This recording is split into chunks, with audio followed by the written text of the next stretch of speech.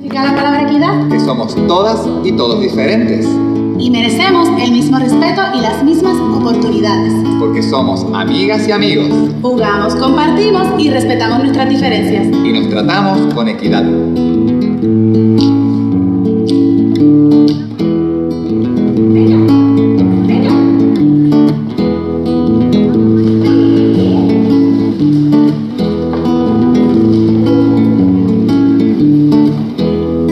Si estoy contigo me siento muy feliz, porque todo cambia cuando estoy junto a ti.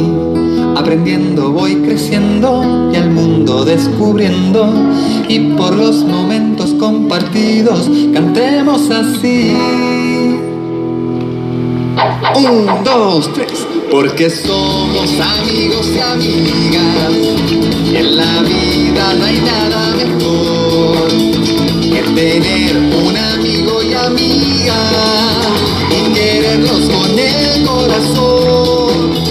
Porque desde chiquitos crecimos, porque cuando nos vemos los ojos se nos llena el alma de colores, porque amigos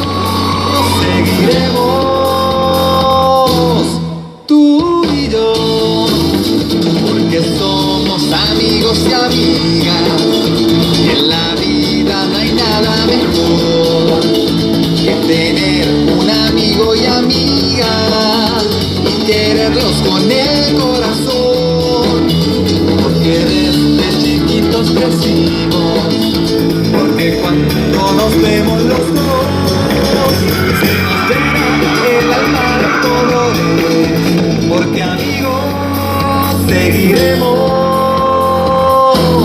tú y yo. Así que, equidad es tratarnos como amigos y amigas, Con respeto y cariño. compartiendo y ayudándonos, Porque no importa cuáles son nuestras diferencias, siempre merecemos el mismo respeto y las mismas oportunidades. porque somos amigos y amigas y nos tratamos con Con equidad.